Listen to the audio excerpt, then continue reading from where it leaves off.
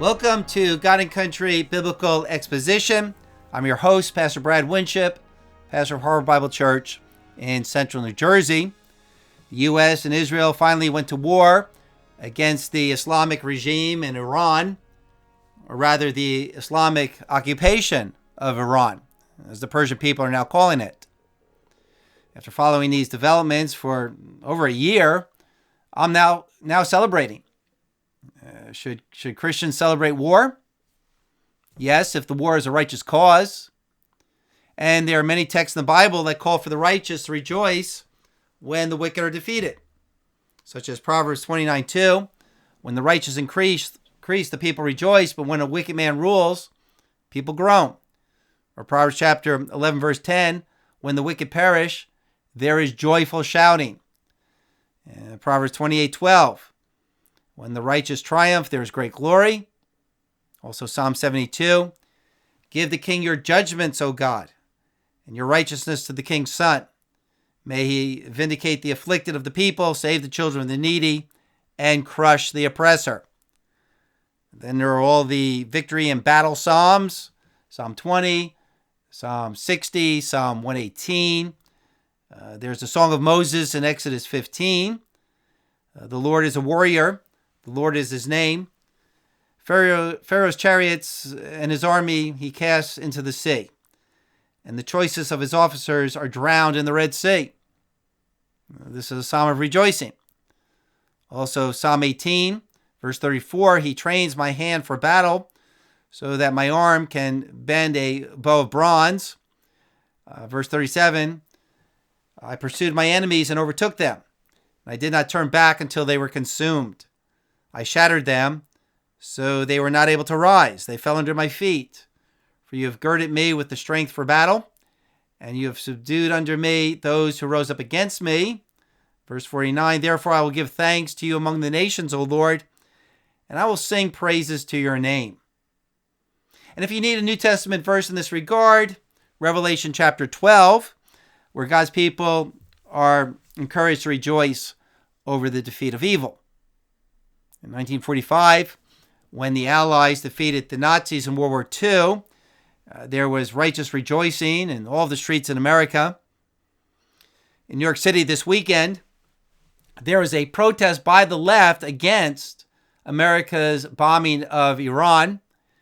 This is sponsored by the People's Forum, a New York City Marxist organization funded by Neville Roy Singham, a billionaire who lives in China and who's part of the CCP. There seems to be a camaraderie, a spiritual unity between the communists, the Islamists, and the Western left. The conservative YouTuber Nate Freeman was at the protest doing interviews. And here's the testimony of a young Christian Iranian man who was there to support Trump's actions against Iran, as are also all of the Iranian exiles. Yeah. Gotta say, I'm a big fan of what you do, man. Thank you so much. My name is Iman. I'm a Persian Christian. Yeah. I have family. Are you guys live streaming? Yeah. I just want to say this is disgusting. It's sad that tens of thousands of Persian people have died, and the one day people decide to get together and say something about it is the day that the U.S. makes a strike. It has nothing to do with the innocent lives, and the Brotherhood of Israel and America and Iran is really the only thing that can get us through this. I'm just so sad to see all these people holding these signs. Probably have no idea what they mean. They just against Trump, against the idea of intervention. But at the end of the day, I've had my phone's been blowing up all day. Everyone in my family. What are they saying? Just this is the first chance they've had hope, the first opportunity of changing their regime. I mean, like Trump said, I mean, this is probably the only chance they'll get in generations to really make an actual change. And I mean, when seeing what my grandmother, my mom, my dad are saying, I mean, they've witnessed the regime kind of come into power. And what is it like? I think at the end of the day, I mean, Iran is the head of the snake. It's behind so many evil attacks, the Beirut bombings. I mean, everything Hamas has done. I mean, you have to understand this all comes from the IRGC. What this war is really all about is the defeat of the false ideology and the religion of Islam. I mean, yes, America doesn't want a country like Iran that chants death to America to get nuclear weapons. And yes, Iran is the primary sponsor of terrorism in the Middle East. It's through Iran's national sovereignty and oil revenues that Hamas, Hezbollah, and the Houthis are all funded to terrorize the Jews in Israel. But all that flows out of the Islamic theology and hegemony that must be defeated. The main theological and eschatological goal of the Islamic State of Iran for the past 47 years is to destroy Israel and America and to bring about an Islamic caliphate throughout the entire world. This is Islam's great commission for Allah and Muhammad. If Islam loses Iran and the Persian people, this will be a great death blow to Islamic power in the Middle East. This is why Muslim jihadists throughout the world are in a panic over what's happening now in Iran. Islam cannot lose Iran. They cannot lose territory for Allah. And that's why so many foreign jihadists are now coming into Iran to help prop up the regime and to shoot at the protesters. The people of Iran, the Persians, on the other hand, are burning down mosques. They're protesting Islam. For 47 years, the people have seen what it's like to live under the religion of Islam, and they've had enough. Islam has become odious to them. Back in 1979, the people of Iran were convinced by Marxists and Islamists to overthrow the Shah. The Shah supported Western values and freedom, but the people naively set up an Islamic state. And after 47 years of totalitarianism under Islam, Islamic economic oppression, and Sharia law, the Persian people have had enough. They've learned their lesson. But through this, the underground church in Iran has exploded in growth. The people are now seeing Islam as a foreign occupying force, not the Persian faith. Islamists invaded Iran back in the 7th century. The people of Iran were originally Zoroastrian. Zoroastrianism is considered one of the world's oldest religions. It was founded by an obscure prophet, Zoroaster, between 1500 and 1000 BC. This was during the days of Moses. Zoroaster taught monotheism, a belief in the one true God, rather than all the other nations worshiping many gods and demons. And Zoroaster taught about this battle between good and evil. Zoroaster may have been like a Melchizedek type of individual, but in Persia, a Gentile who worshiped the Most High God. And this faith, Zoroastrianism, is really a good foundation for receiving Christian truth. It's easier to witness to a Zoroastrian than to a Muslim. And so we see in the Bible that it was wise men from Persia who believed in the messianic prophecies of Daniel, who came to offer gifts to Jesus at his birth, acknowledging Jesus as the king. And earlier in the 5th century BC, Cyrus, the king of Persia, supported the Jews in returning to their homeland and rebuilding their temple. 2 Chronicles 36:22. Now in the first year of Cyrus, king of Persia, in order to fulfill the word of the Lord by the mouth of Jeremiah, the Lord stirred up the spirit of Cyrus, king of Persia. So he sent a proclamation throughout his kingdom and also put it in writing, saying, "Thus saith Cyrus, the king of Persia, the Lord, the God of heaven, has given me all the kingdoms of the earth, and he has appointed me to build him a house in Jerusalem, which is in Judea. Whoever there is among you of all of his people, may the Lord, his God, be with him, and let him go up." So notice how God didn't use a powerful Jewish hero, but a pagan nation and a pagan Gentile king to support God's program. Also, Isaiah 44:28, God says, "It's I who says of Cyrus, he is my shepherd. He will perform all my desires." And he declares that Jerusalem She will be built, and of the temple your foundation will be laid. Cyrus will declare this by the moving of God's hand. And it sure looks like what we're seeing is a double fulfillment of this prophecy.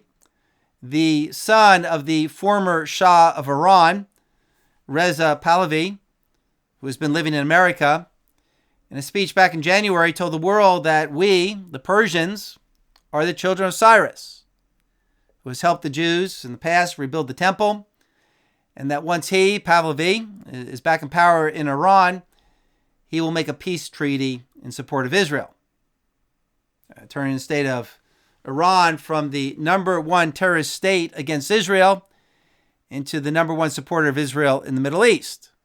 I mean, that's huge. We're witnessing a miracle of God, and this is certainly in the hand of God.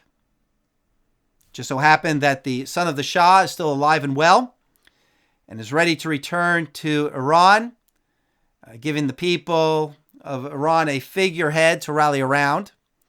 And it just so happens that for 47 years, Islamic radicals ruled Iran with an iron fist, causing the people to see firsthand the evil of Islam. The devil overplayed his hands. And it just so happened that the drought has hit Iran, destroying their economy.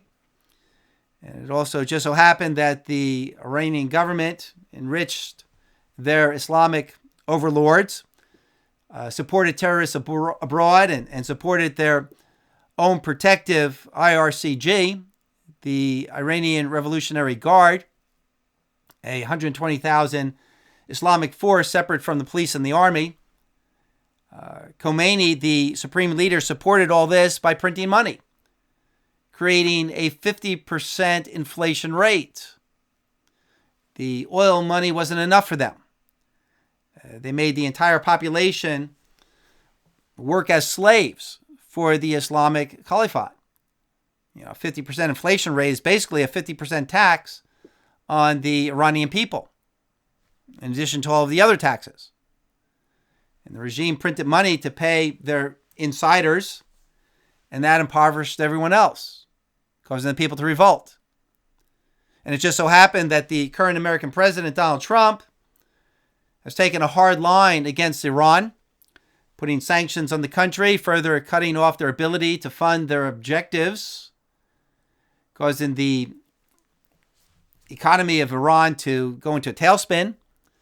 A much different approach than was taken by Carter and Obama and Biden. And it just so happens that the Iranian people finally got fed up and went out onto the streets to protest, finally being willing to stand up against the regime, even though the regime has all of the guns. And it just so happens that rather than the regime making reforms, which would have diffused the situation, the regime doubled down on their power and authority and began to shoot the Iranian people. 30,000 were killed, making the Islamic government all the more hated by the people. And all this inspired America and Israel to come to their aid, because without the support of the people, taking down the Islamic regime in Iran would be futile. And it just so happened that Iran made the mistake of sending missiles into civilian areas in other Islamic countries out of retaliation for those countries allowing American bases. Iran sent missiles into Bahrain and Qatar and Dubai and to Saudi and to Kuwait. This set these other Muslim nations against Iran. And it just so happened that rather than the leaders of Iran playing it smart and going along with the demands of the West, even faking some sort of conciliatory tone, or just halting their nuclear ambitions in the short term, the Iranian leaders became more threatening and more militant, giving the West all of the justification the West needed to invade. Notice the arrogance of the supreme leader. In one of his final posts on social media before he was killed, he posted, quote, "The U.S. president has said that for 47 years, the United States hasn't been able to eliminate the Islamic Republic. Well, that's a good confession, I say. You too will not be able to do this." But then shortly after, he was killed in the bombing. After the report of Khomeini's death, there were Islamic rallies where the Muslims were weeping over his death. But there was really more celebration in the street than mourning. But there are still the diehard Muslims who actually believe that Allah is God and Muhammad is his prophet. It's an Arab religion that's motivated for desire for ethnic and national power. Now we see this war and the death of Khomeini as the end of the reign of terror, the end of terrorism. But there are Islamic clerics, even here in the United States, that see this war as a prophetic fulfillment, where this war will be a showdown, ushering in the arrival of the Mahdi, the Muslims' Messiah, where the Mahdi will defeat the Dajjal, what we would call the Antichrist, what they would call the anti-Allah. And they believe that the Dajjal is Donald Trump. This last week at mosques in America, Muslims were praying that Allah destroys all unbelievers. So one of the big stories in this war is really the taking down of Islam. I would never have expected this, given my understanding of the rise of evil in the last days and the prophecies in the Revelation about the false prophet. But it looks like what we're seeing is at least a dramatic decline in the Islamic religion. Even the 9/11 attacks destroyed Islam's moral authority, their moral legitimacy, and caused many Muslims to question the faith. Now, Muslims were rejoicing as if 9/11 was a victory, but it was actually the beginning of their end, which is often how these things come to pass. With oil revenues, we saw the rise of Islam at the end of the 20th century. I'm sure God had a purpose for that, most likely to empower Islam, to expose it. But now it looks like God is collapsing Islam to provide a chance for the gospel message to be spread through the Middle East. Under the Iranian regime, Christianity was outlawed. And the defeat of Islam may also be the fulfillment of prophecy for the Jews, so that they'll again be established in the land of Israel. More of the diaspora will return. With the defeat of Hamas, Israel has just passed a new law that allows for the Jews to once again buy land on the West Bank.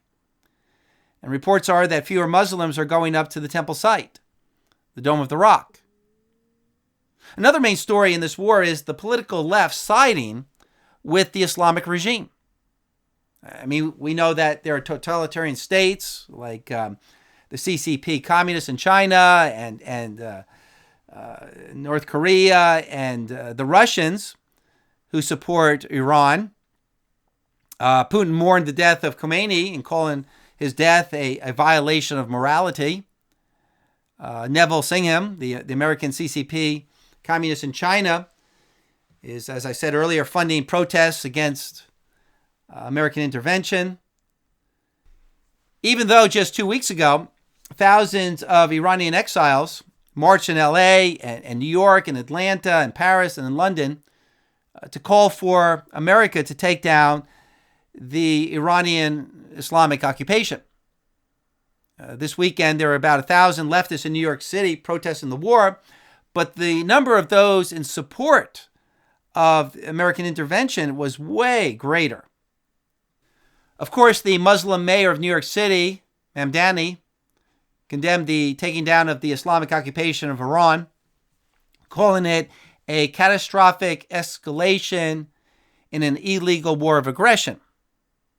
The New York Times also condemned America's intervention in Iran, calling Khomeini a magnanimous individual. The Washington Post, another left-leaning paper, also had good things to say about Khomeini.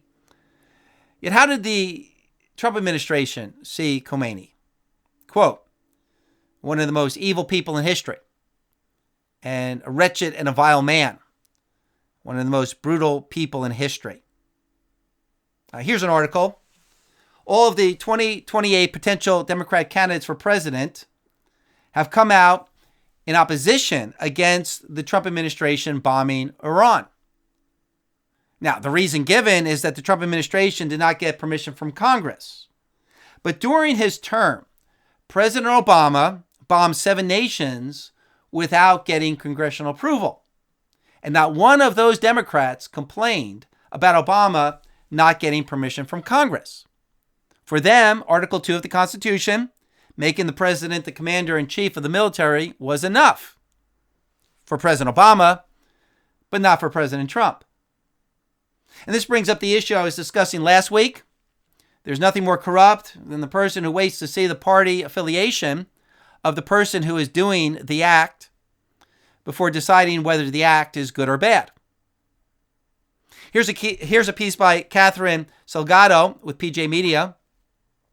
Remember the useful idiots in America and across the West who are bewailing the U.S.-Israeli strike on genocidal Iranian terrorists.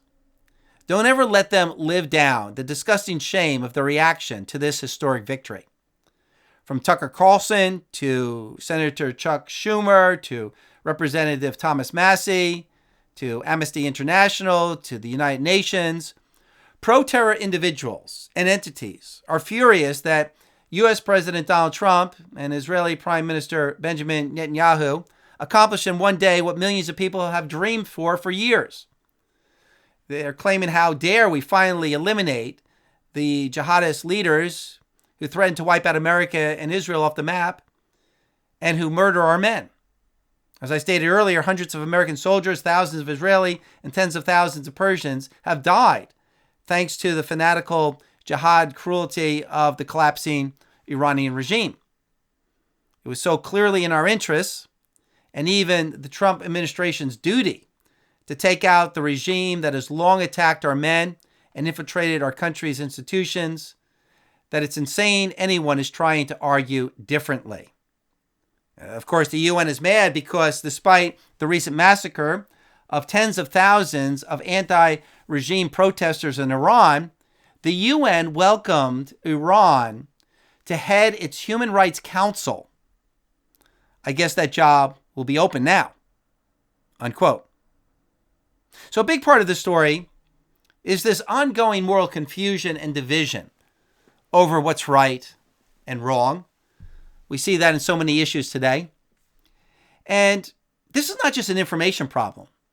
It's a worldview problem. A different theology. Basically a Christian worldview versus a humanist worldview. A belief in crime and punishment versus a disbelief in crime and punishment. Even a different source of laws and morals. One woman interviewed, who was attending the anti-war protests in New York City, said that she was against Trump's actions because I'm against the war. I'm here to support humanity, to stop the killing of innocent people. Whoever's in power, they're going to make the people safe. Well, what about all the innocent people killed by Khomeini? Well, she said she didn't even believe the news reports from CNN that the Iranian government killed 30,000 protesters. This is a moral naivety that believes everyone is good and nobody is to be punished for evil. This is also the error of believing that there is a moral equivalency between what is described as good and evil. And we know from Scripture that someday the people of this world will side with the Antichrist and his regime, being fully convinced that evil is good and good is evil. But Christians will discern otherwise. One final thought. What does this all mean for the people of Iran? Are there any prophecies in the Bible about the Persians?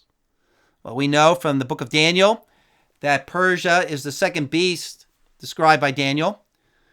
Persia conquers Babylon, but then Persia is conquered by Greece, and then Greece is conquered by Rome. Persia shows up in the book of Esther, where under King Xerxes, the Jews are saved from persecution. As I mentioned earlier, there's also the Persian King Cyrus, who supported the rebuilding of Israel and the temple.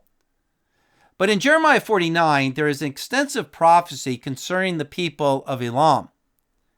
And that would be the people of modern-day Persia.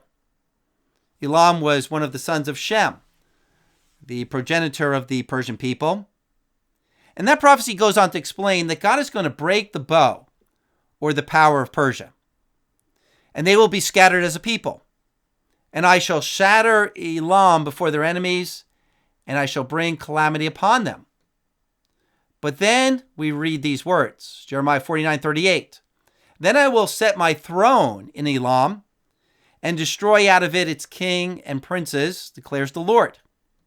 But it will come about in the last days that I will restore the fortunes of Elam, declares the Lord. So this promise is that God will set up his throne in Elam. This speaks of Christ conquering the people of Elam, their conversion. God is setting up his throne there, not Satan. And it sounds very similar to the promise and the prophecy in Isaiah 19 that someday Assyria and Egypt will be called my people, along with Israel. Now, there's a lot of debate whether these Old Testament prophecies, such as in Jeremiah 49, are local and limited just to the time of Jeremiah, or whether they're to be fulfilled in the last days, in some sort of dual fulfillment of prophecy or some future complete fulfillment. Well, when the scripture says here, it will come about in the last days, as it says in Jeremiah 49:39 concerning Persia, I believe we should take Jeremiah 49, the prophecy there, as still in our future, still to come, something that's going to be happening in these last days. So no wonder, right now, in these last days, the church in Iran is the fastest growing church in the world. God looks like he's setting up his throne there. Well, thanks for listening. Subscribe, like, share, leave a comment below, and may Jesus Christ reign.